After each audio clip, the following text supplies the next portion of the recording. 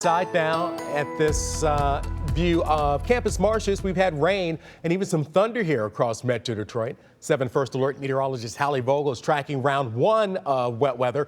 How much more of this rain do we have, Hallie, and when does the next round move in? Well, honestly, Keenan, it may just kind of melt together a bit, but when we look at it in terms of the strongest, at least downpours, lightning, thunder, it looks like the second round will come in around 2 o'clock or so. So just a couple hours. That's where I'm saying it's sort of kind of blurring together. But the heavy rain is going to be the main threat right now. Of course, we have strikes of lightning, so there is some thunder in there. And then also with some of the stronger storms, it'll be damaging winds and even some hail potential. Now, keep in mind, the severe risk goes until about 7 o'clock, even with that second round coming through.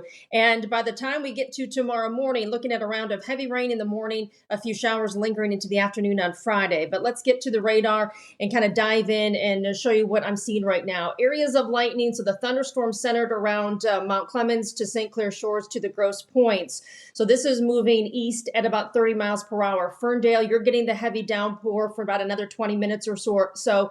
Dearborn getting a heavy downpour as well, but no lightning for you. When I look back down to the west toward Jackson, moving into the Chelsea area at about 12:30. So that particular embedded thunderstorm does have some lightning with it. Of course, some heavy downpours. Ann Arbor moving in your direction at about 1 o'clock. And of course, about that time around Ypsilanti. So it is in pockets right now. We're looking at more of a line to develop that potential for the afternoon and early evening. We are in the slight risk for severe weather. Again, the main threat until about 7 o'clock and the main threat for damaging winds and hail. This really does cover a pretty good chunk of real estate from Southeast Michigan all the way down to St. Louis, just near and south of Chicago for the slight risk, which means a higher risk in this particular part of the region. Here's the warm front. It's just beginning to move through Chicago, but where it has moved through the south side of that front, that's where we start to worry about some of those stronger storms. So we're still on the northern edge of it, but we're getting close. So the closer we get to that, you're going to notice a little bit milder temperatures. Toledo has gone up 3 degrees from the past half hour, 66 degrees.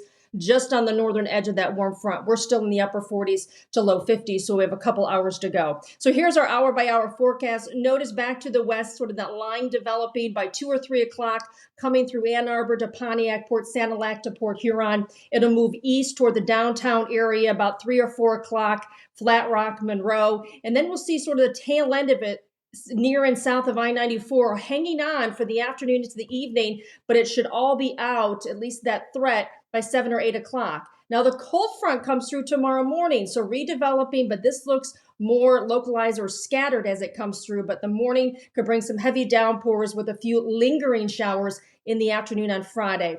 By the time we're done, we're talking anywhere from 1.25 inches to upwards of 1 inch and possibly 3/4 of an inch of rain. So that is the potential for some heavy rain today into tonight. So watch for that if you do have to travel.